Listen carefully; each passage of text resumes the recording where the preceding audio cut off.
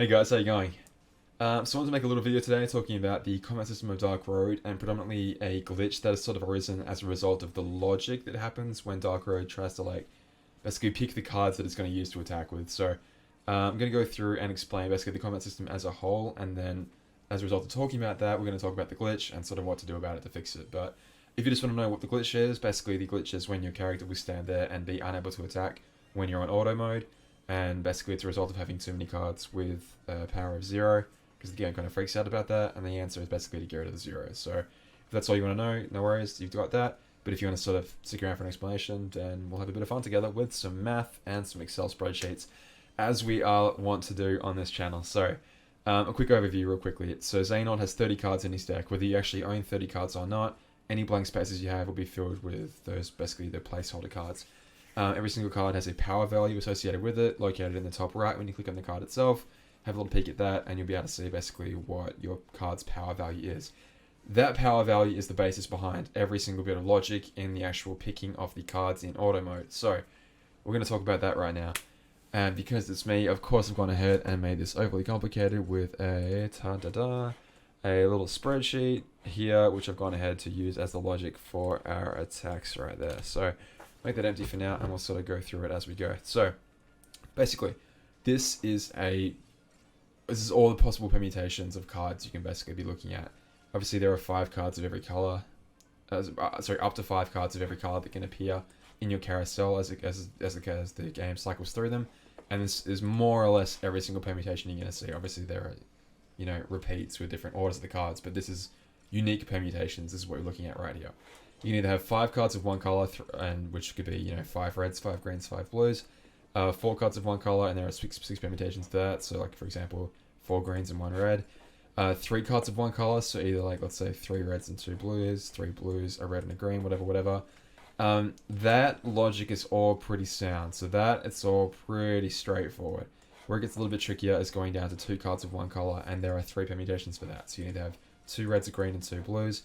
2 reds, 2 greens, and a blue, or 2 blues, 2 greens, and a red. And switch that around however you want to, but there are 3 permutations of how that can look like in the regular deck. Alright, so what does that mean? Basically, I've gone ahead and tried to sketch out what I think the logic is, and again, it doesn't really need to be written in words. It's all pretty self-explanatory, so let's have a little think about what they could actually mean. We're going to try and get into a permutation that looks good that we can explain really easily here. So we don't want to have... Okay, 3 is really easy. When it has 3 or more cards of one color, so basically any of these sets right here, easy straight, easy straight, easy straight. So let's have a look right now. We've gone ahead and we've got 3 greens, a red, and a blue. So if we go ahead and have a look, 3 greens, a red, and a blue is this permutation right here. That means it's one of these sets here. It's either a 5 of a color, 4 of a color, or 3 of a color, and the game knows what to do immediately. The game says, okay, I'm going to pick our dominant color. I'm going to establish our dominant color as the one with 3 cards of one color. That's all I think that's the logic first before any other step is 3 cards of one color, or 4 cards of one color, or 5 cards of one color. We're going to, for this attack, establish that as the dominant color. So in this case, 3 cards of one color, we've got the 3 greens right there. That's going to be our dominant one. We're going to not choose any reds or blues if we can avoid it. We're going to say, okay, what is the highest power green card that we have? And in this case, the highest power green card that we have, by just literally the number written on the card itself. Doesn't matter about the amount of damage it's going to do, nothing like that. The literal number written on the card, which in my case right here, I think my guy here has 15 power for the just base 1 copy Thunder Attack, Yellow Opera. He's got the most power, right? Okay, so we're going to pick him. He's going to be our first card that's going to get picked. We also have 2 other green cards there. They're going to be used to follow up on the attack. We're going to pick them in order of... First is going to be the absolute strongest, but second is going to be the absolute weakest of the greens that we have. So again, we're going to establish we're picking greens. First, strongest green. Second, weakest green, which should be the shadow. Third, next weakest green, which should be the playing cards. The reason for that is, if you imagine we have 5 greens instead, okay? Imagine we have 5 greens, and as you could probably see before, that's why I had the numbers written in there. Where are you? There we go. And imagine we had, let's say, whatever numbers, 15 for the power. Why it never does that? Gosh, 10 for the power, 8 for the power, 6 for the power, 3 for the power, whatever. Random numbers, right? if it's going to go ahead and say, okay, we're going to pick our first most powerful card as being that green. We're going to pick this one first, okay? Can you imagine though if it said, but then we're going to follow it up with the next two most powerful cards, right? So it goes ahead and it eats up those 3 cards, and then it replaces those with whatever in the following set. We're now left with only the 6 and the 3 because it consumed the other 2 cards, right?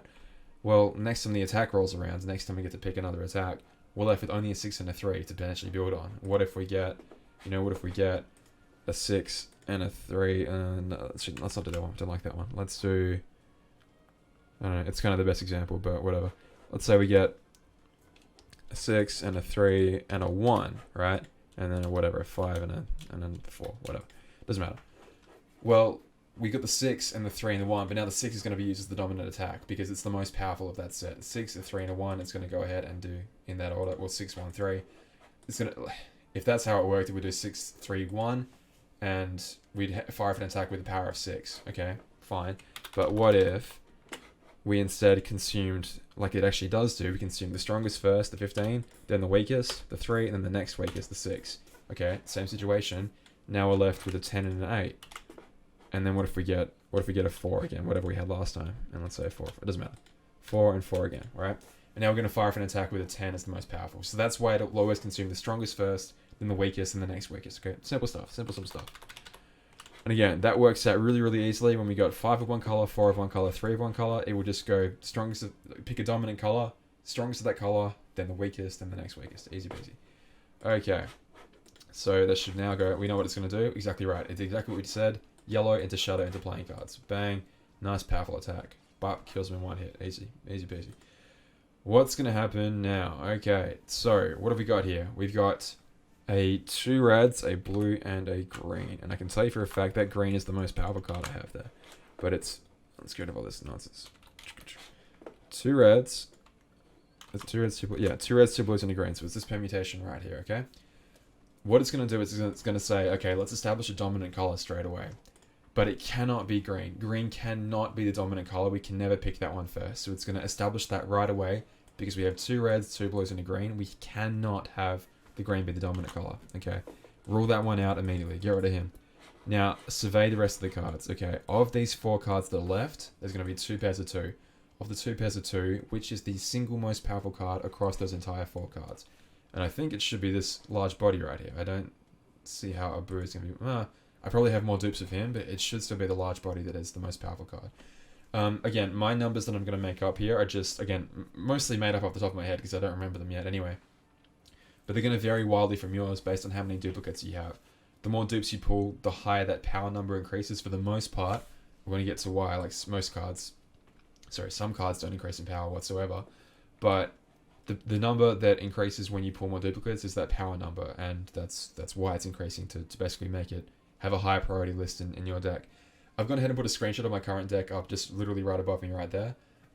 Which, if you just organize by power and let it autofill itself, it would just pick the most powerful cards you have and put them in order of left to right across the top of the deck. So, as you can see, my large body there, which is pretty much just above my finger right there, is less strong than the Queen of Hearts, but stronger than the playing cards. So, which doesn't actually help us out too much. Well, okay, but it is definitely stronger than an empty blank, which is those ones over on the side over there. Definitely stronger than those guys. So what I think is going to happen now, if I'm right that the large body is stronger than Abu, which I think it should be, then it will go large body and it will say, okay, that's our dominant card, pick him number 1.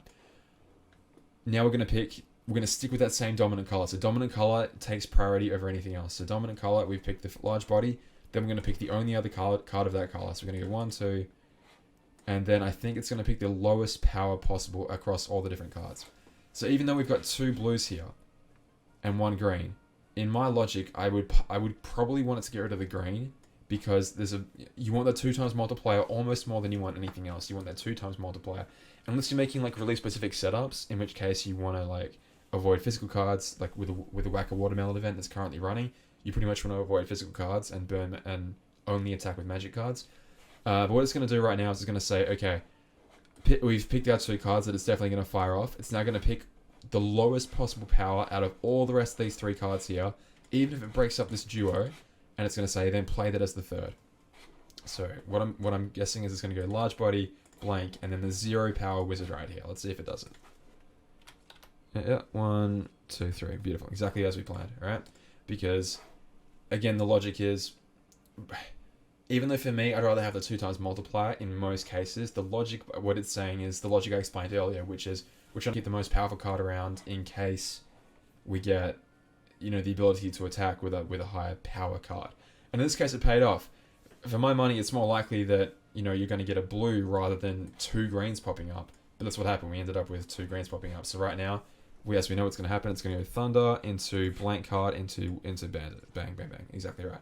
Now it's going to go Cure into which one's weaker. Again, we can't really tell, but if I had to guess, I think I've got more dupes of Abu than the Soldier, so it should go Mini Soldier Abu right now, but it might not. I'm not actually quite sure. I did Abu Soldier. There you go. So I guess the Soldier's stronger than Abu. There you go. But yeah, again, this is not really that complicated at all. It's just a case of which card it's going to pick. So that's basically how to work out the logic right there. And again, you can sort of tweak that yourself if you want to have certain cards coming up by basically just leaving them behind. That's basically the answer there. So if you want mostly magic cards to pop up, like I said, okay, so Darkseid and the Thunder guy are pretty much equal in power for me. But the Darkseid is a little bit stronger, so it will always almost use him in the case where it has the choice. For me, if I want to do the Whack a Watermelon event, for example, I might just leave the Darkseid behind because I'd rather have the chance of that Thunder dude firing off his attack. Like, so let's see if we can get it to happen. Alright, it's going to be too annoying. It might, yeah, we were pretty close this then. It might happen as the game plays out in the background. Actually, let's keep... lost him. Doesn't matter. That's basically the logic there. So that's all well and good, but what happens when it actually starts to glitch? And what we mean by glitch is, what happens if it's left with only zeros? This happened to me earlier today, right? Let's turn the volume down on you. And let's watch a little quick video. So this is what happened to me earlier today. I've got 2 zeros in green and 1 attack card, which I don't believe has a power of 0. I think it must have an attack power of at least 1. But straight away the game goes, okay, what's my internal logic? And the logic is basically the same as when we had 5 cards, but there are obviously less permutations that can happen now. For the last possible attack, there are only going to be 3 cards left. 2 of them are going to be blanks. So you can either have 3 cards of the same color, 3 reds, 3 greens, 3 blues, 6 permutations of which there could be 2 of the same color, 1 of a different, or there could be the situation where you have three different colors entirely. So what have we got? I think we've got 2 speed and a blue. Yeah, 2 green and a blue, I should say. We've got this permutation right here. Again, the logic of the game says straight away, you can never choose that blue. You have to choose one of the greens. That's the logic right there. Cannot ever choose the blue. Must choose one of the greens because that's our dominant color. So the game goes, okay, no worries. I won't choose the blue. But then it goes, uh-oh. I've got 2 zeros here. And there must be another part of the logic that says you cannot choose zeros to lead the attack. In auto mode, you cannot choose zeros to lead the attack. So that's what's happening here. Obviously, this is a recording I did earlier on today. But yeah, it will never ever, auto will never ever pick the zeros to lead the attack. So that's where the conflict of the logic comes in there. We must never ever lead with a 0, but we can't lead with a non-dominant color set. So in this case, I had to pick manually just then. But yeah, in this case right here, the game will freeze infinitely. And again, this guy cannot do any damage to me because he only had a 0, so it will just sit there in an infinite, never-ending battle, basically. So that's not good. Basically, the answer to that is just leave your zeros behind. I'll show you another example here. This is someone captured by, I think, Mori on my Discord. Same situation, 3 different zeros, all 3 different attributes. Doubly bad because there is no one card that can pick to be its own attribute. And if there was, again, it would pick the most powerful card, but it can't. There's nothing it can do, so it will just sit here infinitely and do nothing. Xehanort will just sit there and do nothing. For me, the simple logic fix to that would be, just pick 1. You're allowed to pick a zeros if you have no other option. You're allowed to pick a 0. It's not the end of the world. Even if the game just wastes an attack, you can pick a 0. If you have no other options, just add in a line of logic that says, okay, well, then yeah, pick a 0 if that's the option. And again, the solution to that is just don't bring in any zeros. If you don't want to risk that happening to you, it's pretty rare. Like I said, it hasn't happened to me much, but it has happened. And my answer to that logic would be, well, then just don't bring any zeros. Easy peasy. I've only got 3. I've only got, I think you can see up there, Donald with the shell, Alice with the poisoner, and the wizard with the magic boost. But some of you guys may have more zeros than me. You may have the Goofy and all the other buffs and debuffs, whatever. And I'm sure there will be more added into the game eventually. They can never increase in power. If you pick up more duplicates of those, they are literally just good for album bonuses, like additional HP, whatever. They will never actually benefit you by getting duplicates of them at all, unless you get them for draw points, whatever. So yeah, basically don't worry about Don't worry about that. Just leave him out of your deck. Again, for grinding, you'll never ever use them except to back up other cards anyway. So you're not missing out anything in that regard. Just get rid of them. Easy peasy. So I have talked for quite a while about some quite simple stuff, but it's kind of interesting how the game logic works. And yeah, I thought I'd just make a video explaining that. Guess what we're here. The 2 times multiplier, it will always go strongest, weakest, weakest. That's the logic we'll always do. Strongest, weakest, weakest. Because it's always trying to hit with that 2 times multiplier. Again, that's only my interpretation of it. I'm sure I've kind of missed some of the nuances of it. So if you guys want to help me out and think, oh, you missed this part, I think it is. Okay, there it is. There's the example. Beautiful. That used the dark side, but it wasted my stupid thunder guy. I'd much rather fire off that thunder attack if I could, but so many times I end up using Dark Break instead of Thunder because Dark Break is slightly more like the dark side card is slightly stronger than the Thunder card anyway. And again, I'd much rather use the Thunder card, but again, the logic says use the most powerful card and power it up with the two weaker ones. In my case, especially if I'm going through the Watermelon event, I should probably just leave the dark side behind because even though he does damage, Thunder does way more damage. So yeah, if I was building a deck, I'd leave that card behind. But yeah, I really hope they improve the logic and let you basically decide, like dictate what you're going to do with it. It doesn't matter. The order there doesn't matter at all. That doesn't matter. Like it's only going to be the power on the cards. Shuffling those cards around does nothing. It's literally just the power of the cards that auto looks at when it determines what it's going to do. So you can't fix it by switching those around. It's not going to happen. Even though it's a good idea.